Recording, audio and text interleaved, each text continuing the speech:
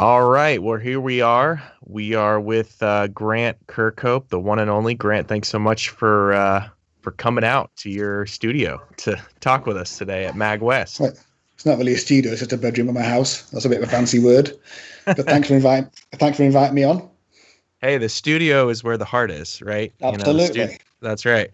Well, we were just talking before the call about how, for the life of a composer, the pandemic has not really changed a lot of our daily workflow. But I am curious: have you picked up any quarantine hobbies or new skills? And maybe some No, in a sourdough word, skills. no, in a word, no. Like I really wish I had a hobby actually, because I get bored when I'm not working, really bored, and I kind of feel like because I spent such a lot of years playing in bands and practicing my guitar to be the best metal guitar player I could possibly be, and ever.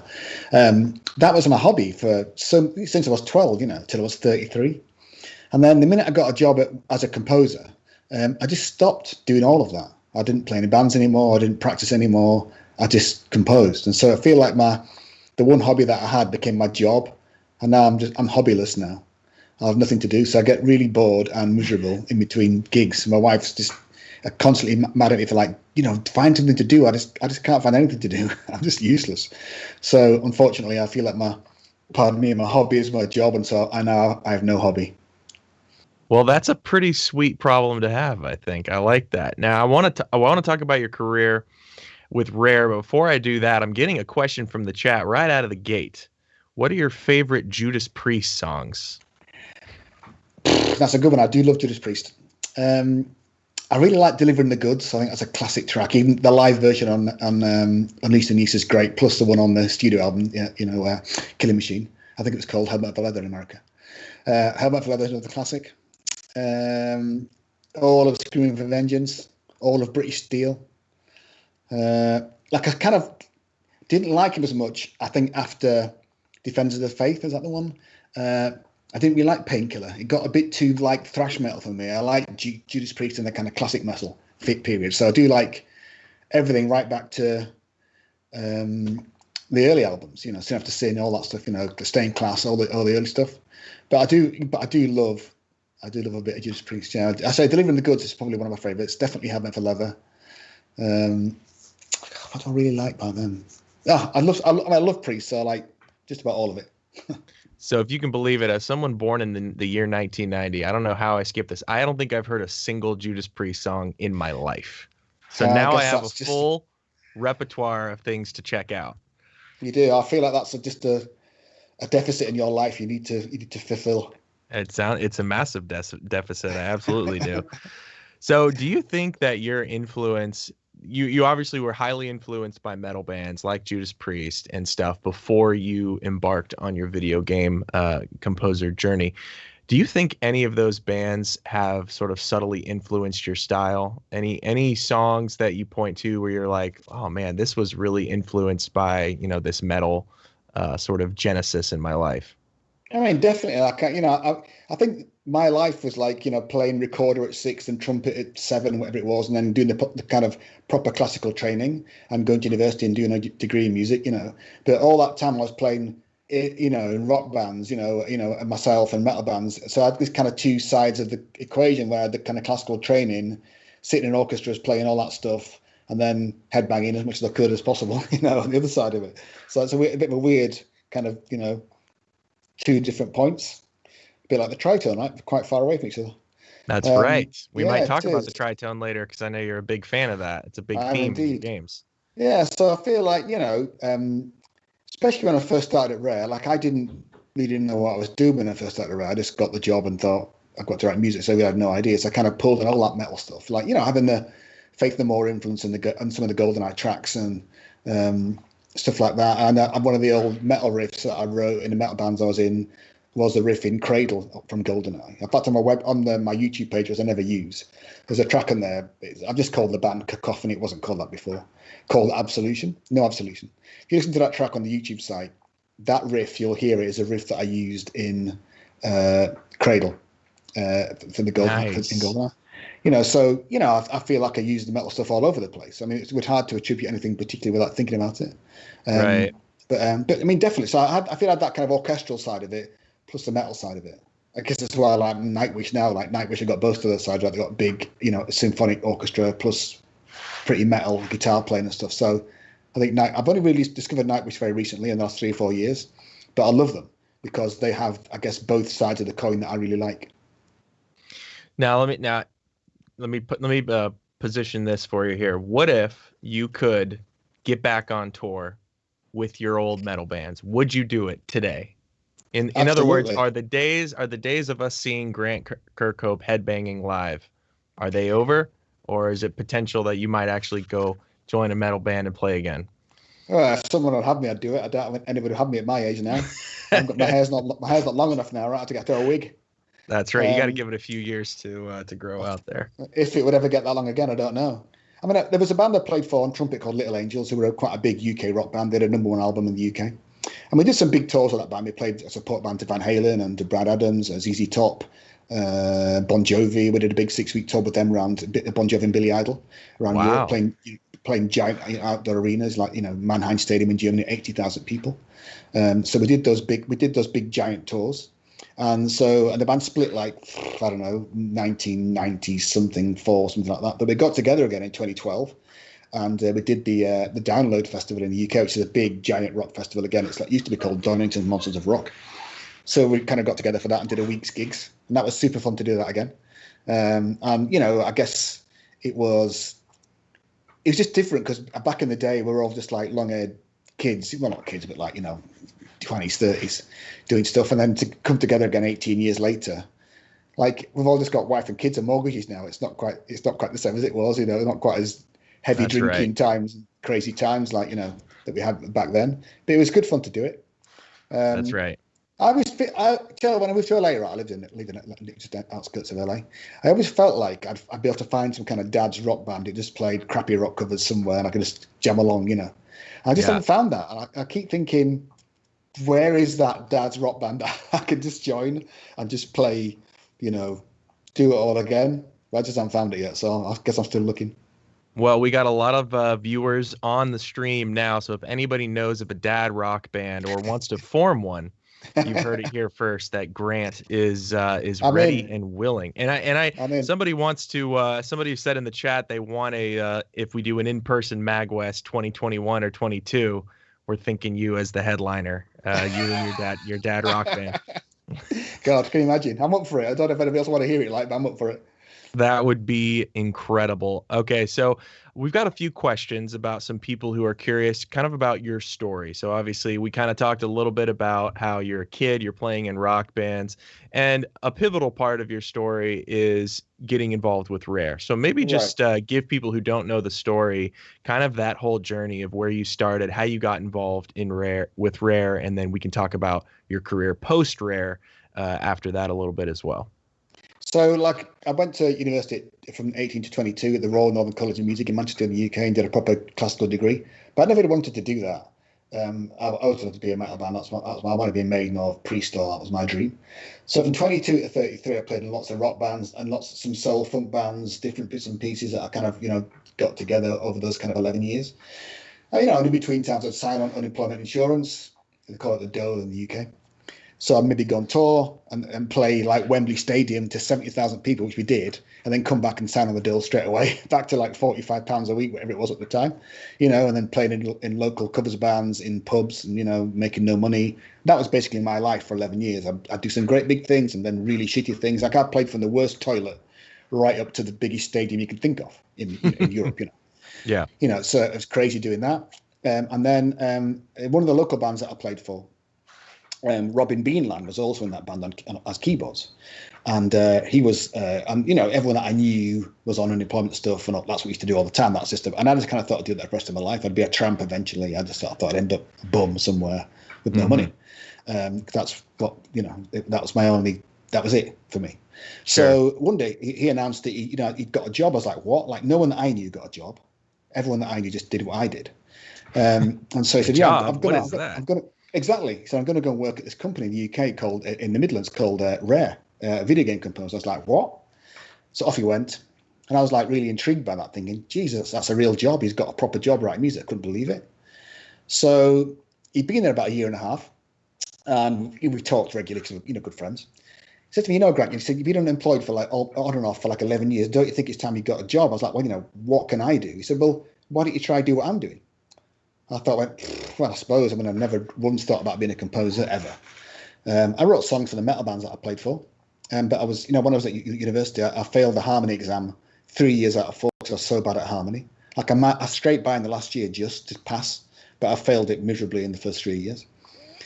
So he said, so he recommended some gear. I bought a copy of Cubase, an Atari ST with a Mega RAM, a Pro Tools Effects synth module thing, a monochrome monitor because Cubase was only black and white back then.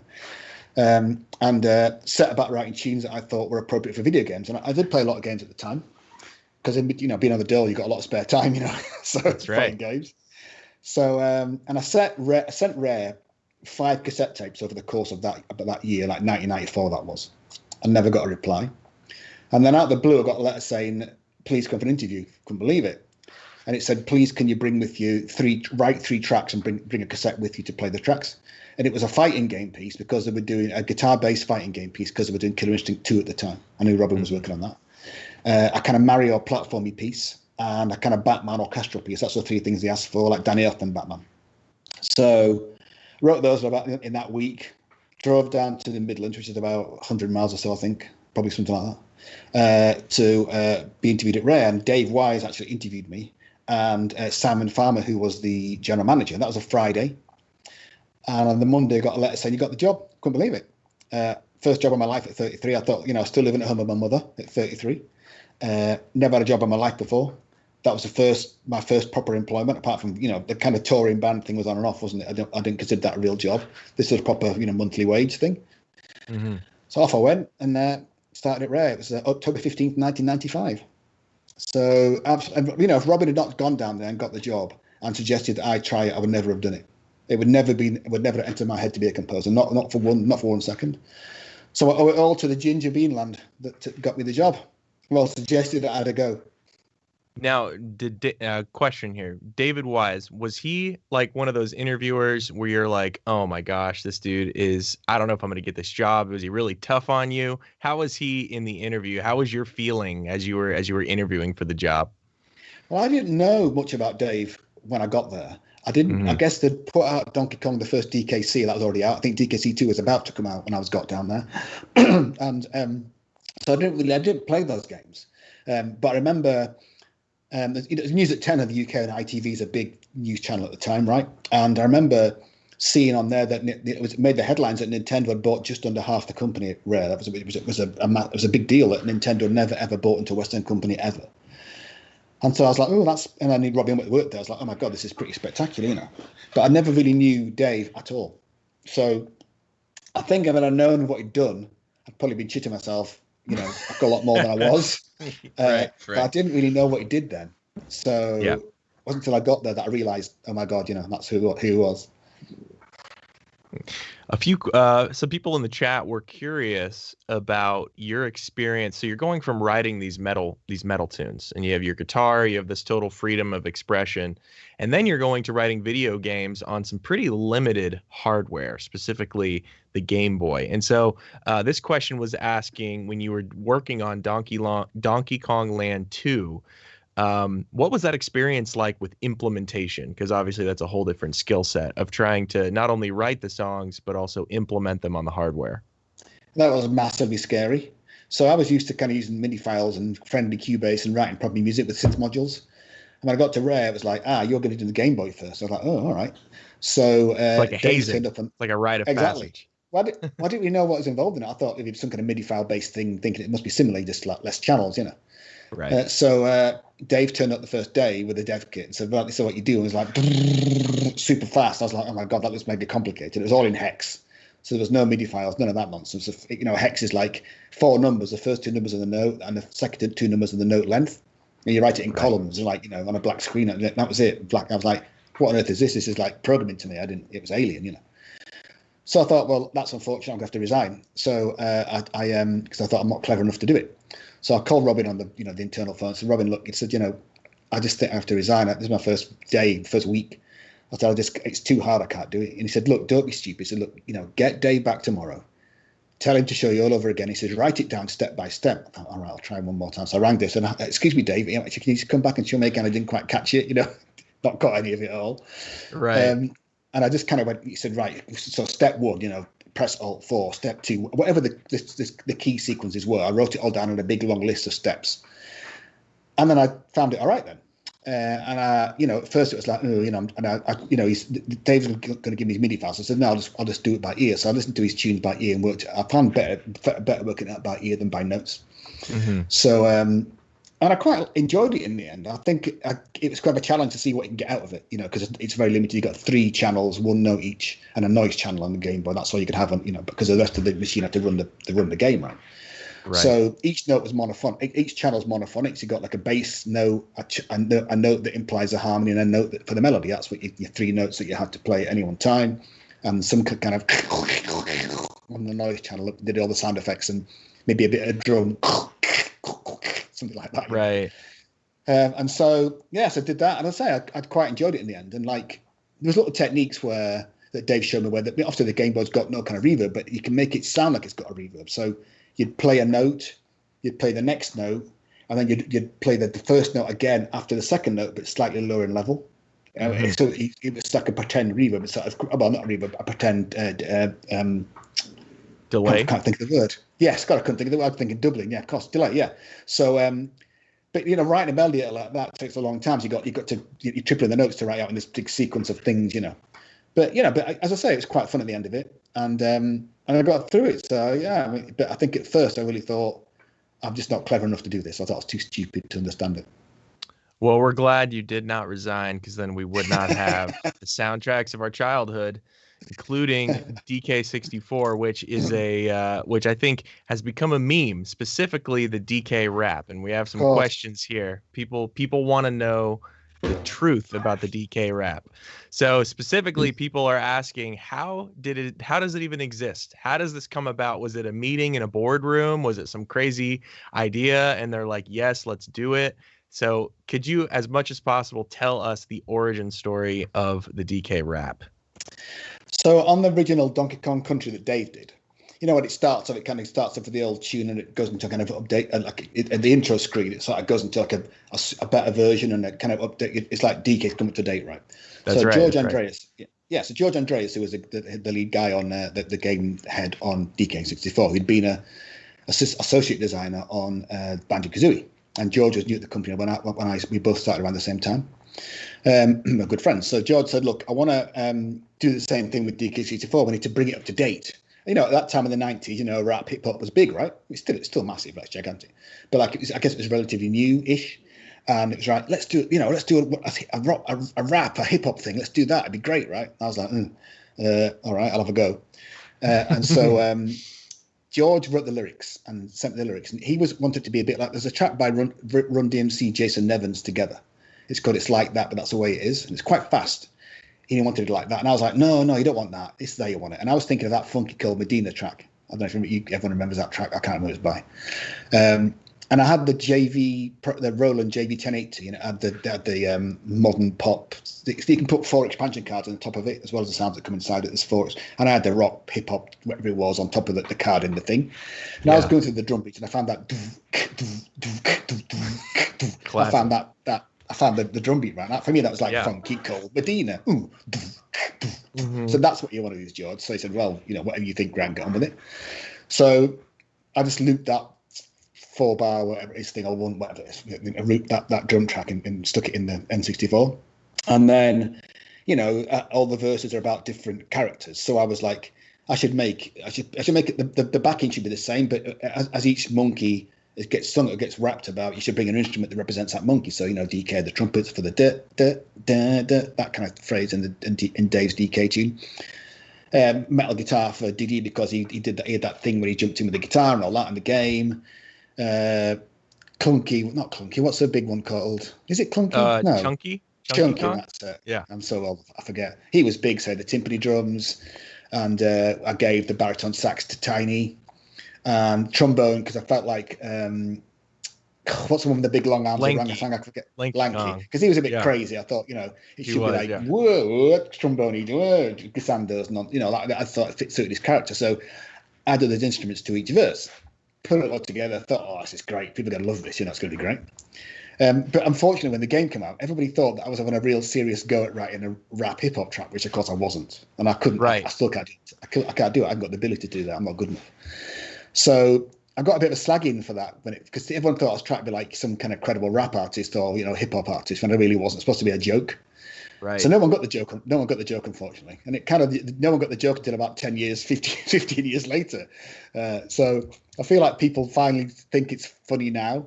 But no one thought it was funny at the time. It was. That's the thing about Americans. We need about 10 years. Americans need about 10 years to understand British humor, and then we finally get it, and we're like, but by that time it's too late. But that's it's like you were taking the piss out of everybody playing, but nobody knew it. Yeah, exactly. It was totally that. But funny enough, the kids who were young, like 5 to 10 or whatever they were, they just liked it and sang the words to it and thought it was funny. It was the kind of teenagers that were hip that thought it was a bad idea, which it probably was. But there's been some really wonderful moments with the DK rap over the years. Like Nintendo took it and redid it again. I couldn't believe they wanted to redo it. That was crazy.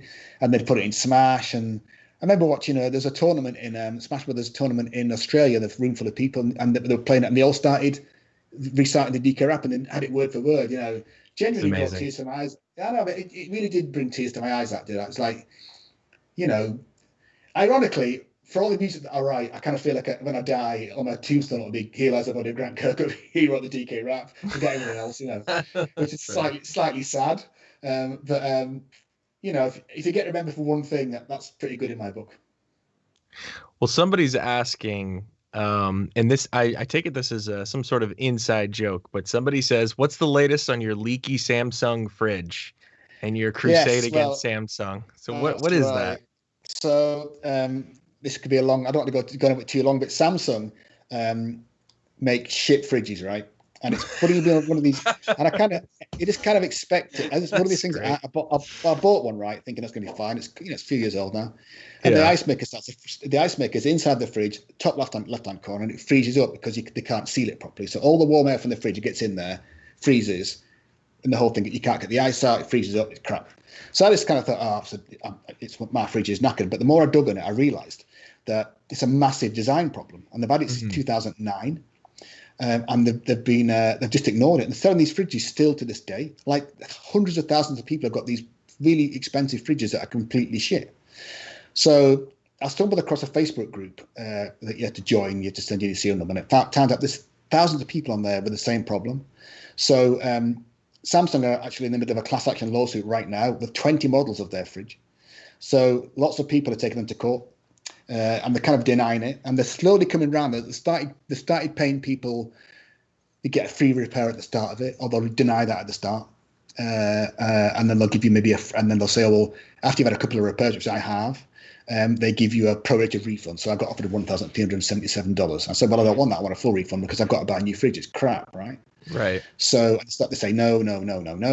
So the next step is to go to the small claims court, which I think I'm going to do. And they'll lose that because the small claims court is for it's only you and a judge, and then there's no lawyers, no jury. It's just like it's a chat, right? Right. And they've lost all of those practically in their entirety. It's just an absolute shit show. That's what it is. Well, I think if I were to title this interview, it would be "Samsung Makes Shit Fridges." Interview with Grant Kirkhope. Yeah, I mean, they may make great phones, but my advice to anybody out there is if you go out and buy a Samsung fridge, don't. If you just bought one, send it back. Don't buy one. They're absolute crap. And they're absolutely shit at customer service too. Because they're frightened now. They've got this company called Alorica, which it's got a Samsung email, but it's not. It's a company they hire to field all the people that are going, this fridge is crap, this fridge is crap, this fridge is crap. So they're the kind of gatekeeper for you. You can't really get into Samsung. You get it's called the Office of the President. Right. Anyway, that's my Samsung problem, and I sort of said to them, "Yes, I've got quite a few Twitter followers, I'm going to start a campaign against you lot if you don't give me my money back." They were like, "Yeah, go ahead." So I thought, stuff it, I'm going to go ahead. So anybody out there wants to retweet my Samsung problems, I'll be very grateful.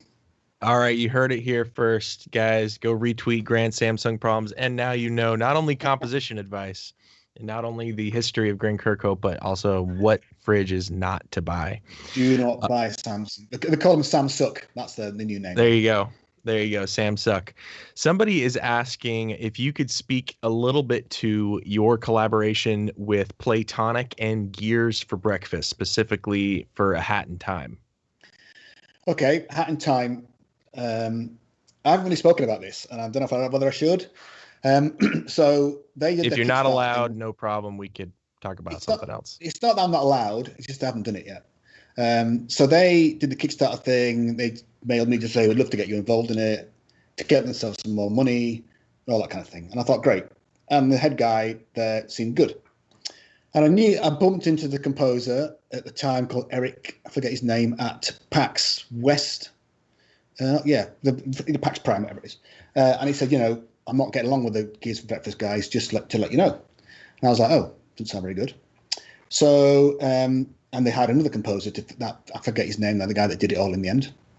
So I think I was had to write 3 tracks. So a main theme, a hub theme, and something else, which I forget. So I did the main theme and it seemed to be all right.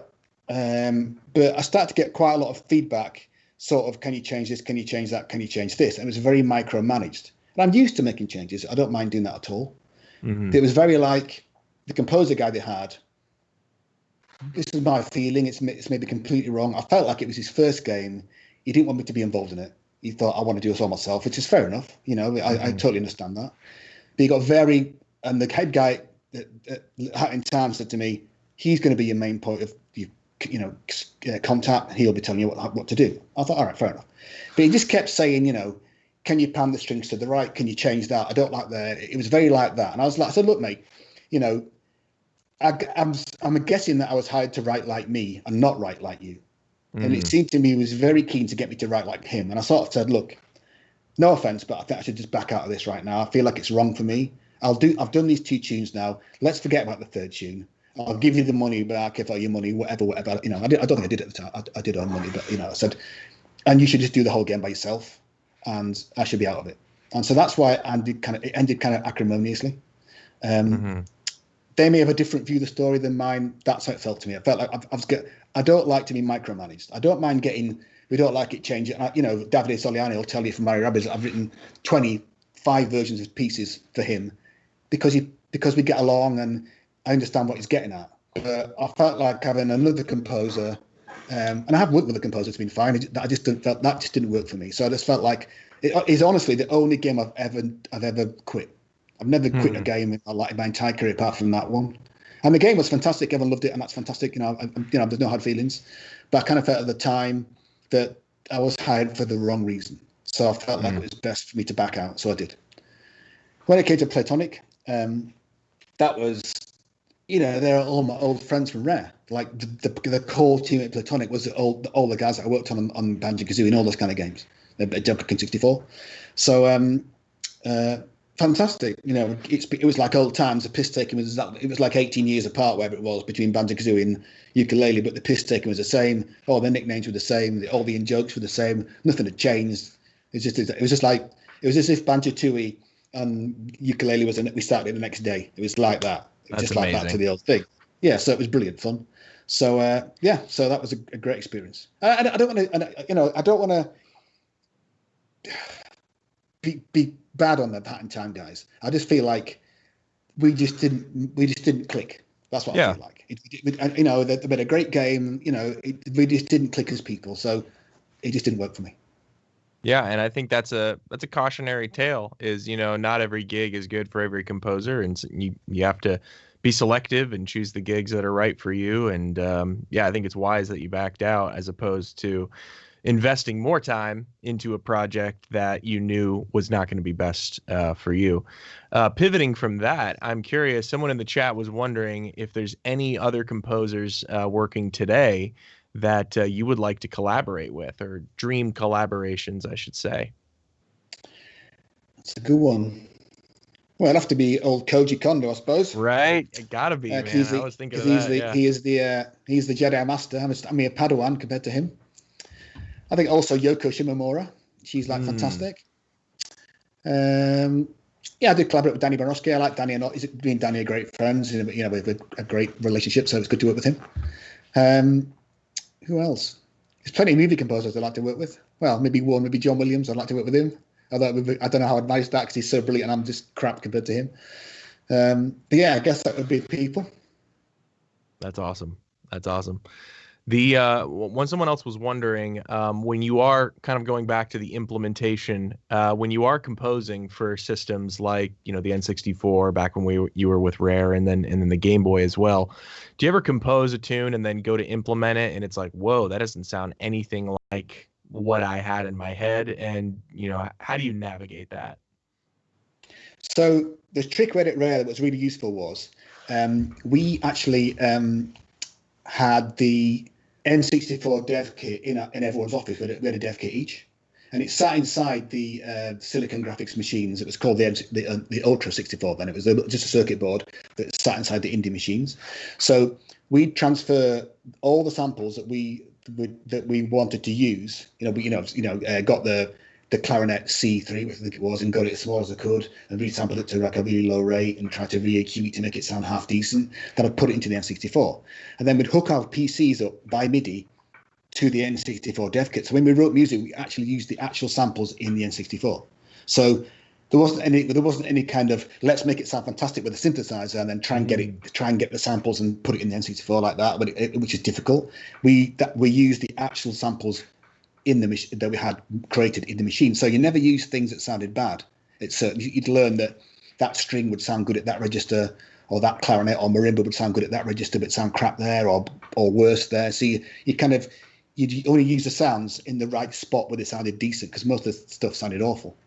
So that's why I think one of the reasons I think a lot of the Rare music stood up in those days, because we played the actual samples we created in the machine rather than doing I did 6 maybe pieces for GoldenEye at full quality, like with all the synths that I had, because I was waiting for a dev kit, and they're on the internet somewhere, on the YouTube somewhere.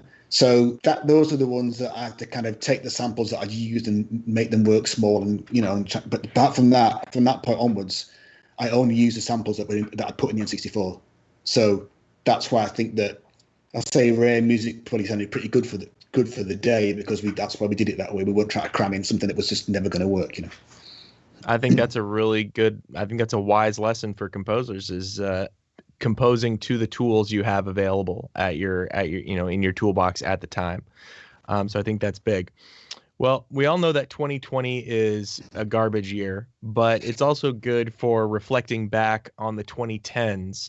So I'm curious, from 2010 to 2020, your career has not slowed down. You've had a lot of really exciting projects. What are some career highs for you as you reflect on the last 10 years, some really fond memories of your career? Well, I guess 2010, I was halfway through Kingdoms of Amalur Reckoning, right? So that was, I just moved to America in 2008 to Baltimore. So, that was a special game for me. Like really, because I'd never written anything of that size before, like that giant orchestra. And I didn't really know if I could do it. And at that time I was thinking, I would like to have a crack at doing some movies. And I thought, if maybe I can't manage movies because I just can't do it.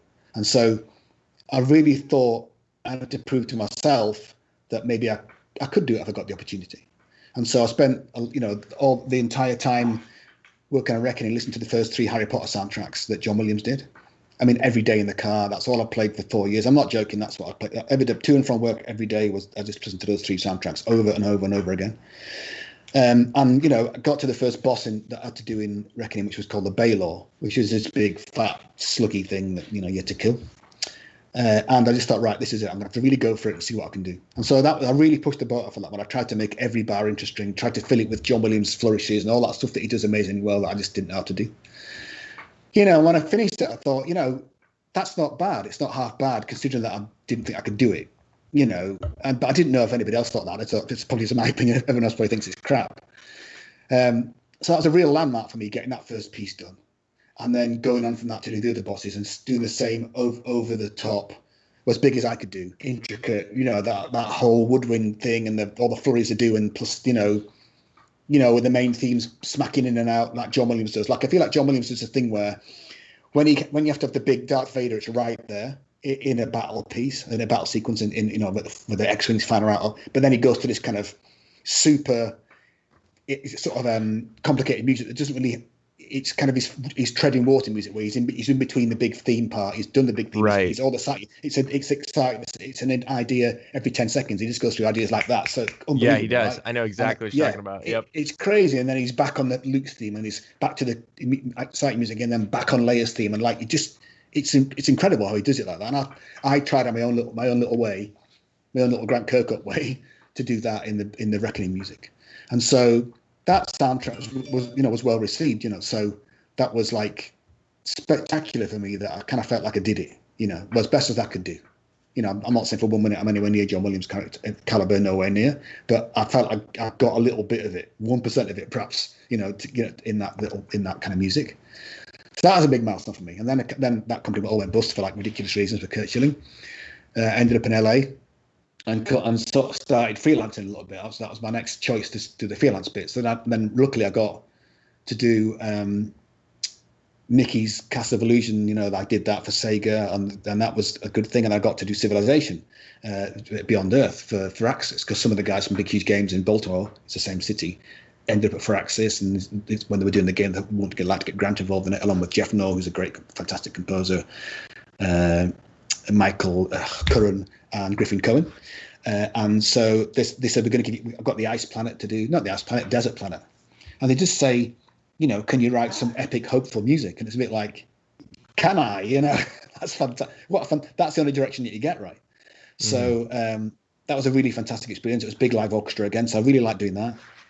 And then I guess what after that? And I guess time went on, I got to do first ukulele game started. I did Drop Zone, which kind of ended badly, but the music came along well, and the game was great. Just the publisher just went bust or something like that. Did Ghostbusters, which is good fun. And then of course, about the same time as Civilization dropped, I got this suspicious email from Ubisoft Milan from Gianmarco Zanna saying, "Dear Mr. Kirkhope, we've got a game we think you'd be good for. Are you interested?" And I was like, "Yeah, whatever it can be, And then once I signed the NDAs, it was like, it's called Rabbids Kingdom Battle. And I was like, oh, this is cool. I thought Rabbids were cool, because my kids used to watch the cartoon stuff. I thought it's a funny cartoon, the crazy animals. I kind of felt like they predated the Minions. They were like the Minions before the Minions became along. They were just crazy daft. Everything was, they don't understand anything, and they just break it all. It's just crazy, right? I thought this would be fun to do. Mm-hmm. So when I finally got the NDA signed, then they told me, oh, so we need to meet in Paris, because the Milan guys came to Paris, and I flew across from America to meet them there. That's that story where I got to the little room at the back of the building, all super secret, and I was thinking, this is a bit secret for a Rabbids game, And Davide Soliani was there, and Roman Brio, who's the audio director, sat me down, and and when they said, "We'll show you the game," and when they turned the TV on, it was like Mario stood there. And I was a bit like, oh, maybe they'd been bored, playing Mario, because I was a bit late getting there. And Davide started moving Mario around. I said, what's this? He said, this is a game. It's a Mario game, right? You know that, right? I was like, what? Like, no one told me that. Your heart stopped. And you'd had a heart attack, thinking, Christ Almighty, how on earth am I gonna write music for a Mario game when Koji Kondo is the master, right, at the top of the tree of everybody, and I'm somewhere down the bottom? Like, how am I gonna do that without everybody hating me, including my kids? They're never going to speak to me ever again. Not that they'd speak to me anyway in the first place.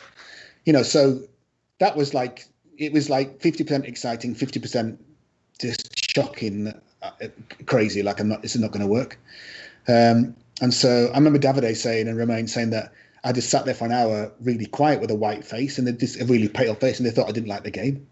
I was just so in shock that I just thought, this is going to be a disaster, unmitigated disaster. They're going to fire me in the first 2 weeks. Anyway, it turned out right in the end. That was a real, for me, I think I was the first Western composer to work on to write music for a Mario game. So that's just ridiculous. Like, why me? And it's been such a, working with Davide and Romain was such a fun, and the team in Ubisoft Milan and Ubisoft Paris was such a rewarding experience to me. They were so nice to me. They were like so passionate about the game. Like, I think they felt the reverence like I did, that they were working with Mario and Luigi and Princess Peach and all those characters were all known for years and forever. And to have it on your screen, animating it, or me writing music for it, it's just, I don't know. I still find it hard to put it into words now. I don't know, what a fantastic thing for us all to get to do. And I kind of, when the reviews came out and people said they really felt the passion in the game, like, it really is in that game. I think because everybody was so genuinely amazed they had the chance to touch those iconic characters that everyone was scared to put a foot wrong. Like, you know, for me in music, I was scared to put a foot wrong. I wanted to make it as best as I could make it, because I may never get to do this ever again. This could be the only Mario game I ever work on, you know, and I may make an absolute pig's ear of it, you know. And you don't know till it comes out whether people like it or not. You're never going to know, right? So that was super special for me to get to do that. And the fact it was so well received and it sold really well, and just fantastic. And the relationship with those guys is, you know, like best friends now. It's like fantastic. And after that, I guess, you know, Davide mailed me sometime, you know, a few, you know, what was it, a year and a half ago, whatever, what to say, Nintendo try to get hold of you, Grant. Do you mind if I pass on your email? I was like, are you crazy? Pass on my bloody email right now, you know. Yeah. And that was all went to a guy called Paul Logue, who works in Nintendo Japan. He's actually Scottish, and I'm Scottish. It's like crazy because he's a translator. He does all, you know, his work saying he's more than a translator, but that, you know, he translates, you know. Wow. Got the NDA signed, and it sort of said something like, "We'd like you to collaborate on a project with us, a 3-minute piece of music on an existing IP. Are you interested?" And I was like, God, could this really be Banjo going to go into Smash? Like, you know, I just thought it just can't be. And I also felt that they only had that Japanese composers working on Smash remixes, right? Always. And I kind of thought, why would they ask me to remix Banjo stuff? They've got fantastic people there who do it way better than I could. Like, why? So I thought it can't be that. I thought maybe there's some kind of Rabbids thing going on. I don't know. So when I finally got the NDA and it said to me, it is Banjo, I was like, oh my God, you know. I was like, woo, you know, I couldn't believe it. I was like jumping for joy. You know, and I had to keep it so secret because I knew that Smash is like so secretive, and like the fans are like avid. For the rabid for that kind of any info on Smash, you know. And so I didn't deal with Mr. Sakurai directly because his English is not great. So Paul would be the in between Gabba to me and Mr. Sakurai to get the music written. And they sent me like a PowerPoint document. Which I guess all the Smash composers get about how to write a Smash piece, right? And it's kind of like, you know, we're like an intro of 3 to 5 seconds, get to the main theme straight away, you know, do all that stuff, fade it, go down a bit in intensity in the middle, and ramp it up at the end to do the loop, you know. Mm-hmm. So I started off with my big intro, and he said to me, and they said, any piece you like from Banjo, do a medley, do whatever you want. So I thought, all right, I thought, what can I do? And I thought, I'll pick Spiral Mountain. It seems like a good idea. I don't know why. Yeah. So I did that. I did the little intro, banged in with a big epic orchestra. I went into the banjo section in the middle to ramp it down a bit, and then took it up at the end. You know, I'm thinking that's what they want, sent it off, you know. And Mr. Sakurai said, so what we think now is going to be a good idea for you is to forget that, do your little intro, go into the banjo bit at the start, keep it nice and dry, and then slowly go get more epic orchestra as you get to the end, and just go as crazy as you want, which is like completely opposite to what they asked for in the PowerPoint document, right? Right. So so off I went, you know, and they liked it. And the only thing they kept saying was not as much reverb. They like it to be drier. I think Japanese guys tend to not have as much. I guess living in LA, it's all Hollywood, massive reverbs over here, right? Everyone's got this. Everything's gigantic. And that's interesting. Yeah, so I had to keep turning the reverb down and down. But I mean, it all went great, and they were super nice to me. And halfway through doing it, so actually we're thinking about it. Did you know that Spiral Mountain is a background? I was like, no, no one told me that. I said, so looking at, I chose the Spiral Mountain piece, right? And then a bit of time went on. So actually, when I finished it, I said, you know, we like your piece. We think we're going to use it for the trailer now. So I was like, oh my God, I was just like thinking, this is how good is it going to get? I can't believe it.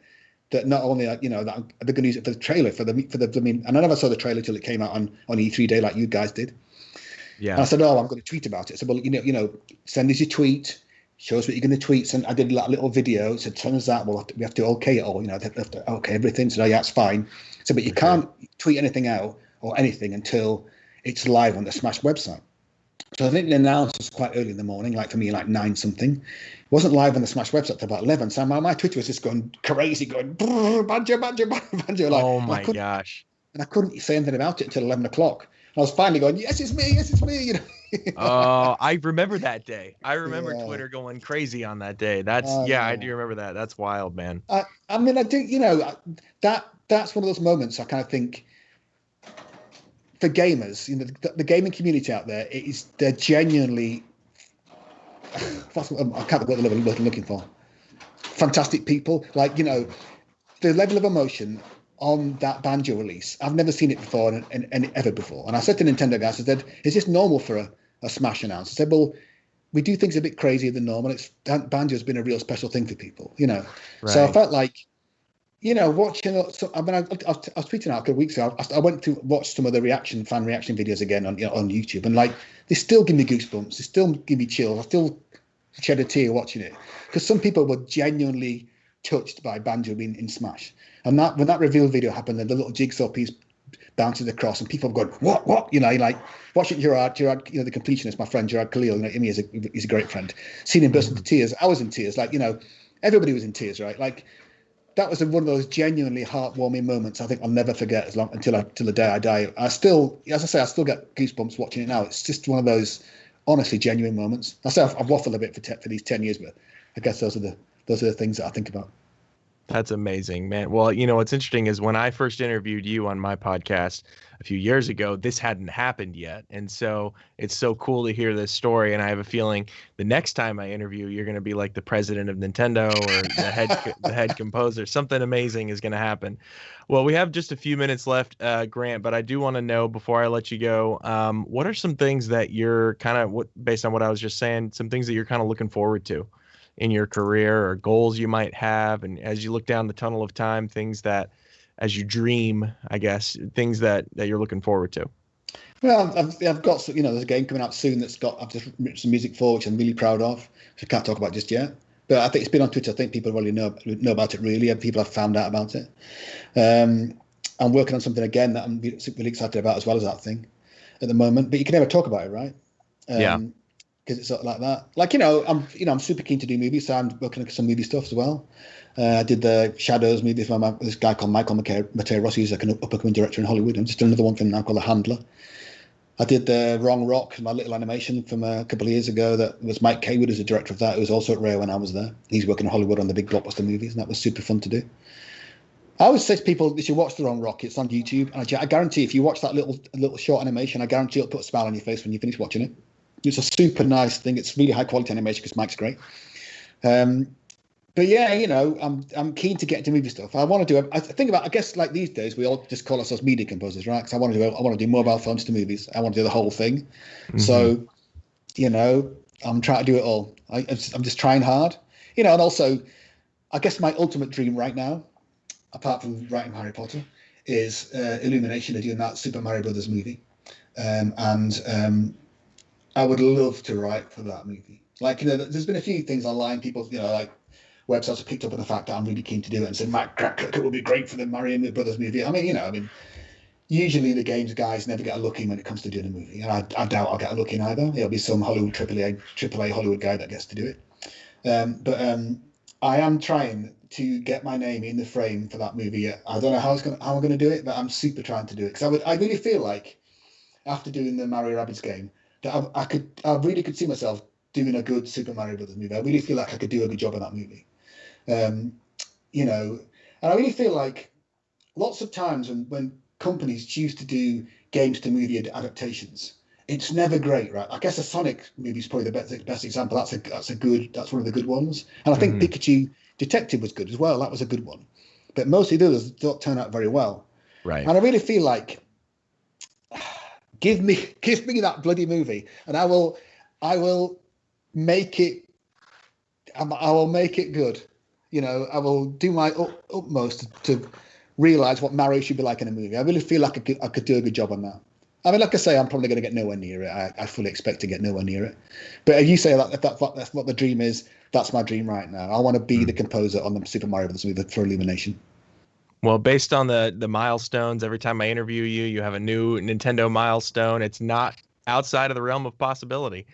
Well, Grant, this has been a lot of fun, man. We got to wrap it up, but thanks again so much for coming out and telling your story and stories throughout your career. And it's just it's been great. So until we meet next time, I wish you on Sunday, in fact, on Sunday, isn't it? That's right. Thanks for that natural plug. So on Sunday, we're doing a composer and sound designer, as well as a voice acting, all game audio professional roundtable, which is going to be a ton of fun. So make sure to check that out. We also have an interview with Danielle McCrae that I'm hosting tomorrow. So it's going to be a great time. But thanks again, man. Have a great rest of your weekend, and I will see you on Sunday. Anytime. Cheers, Matt. All right. Cheers.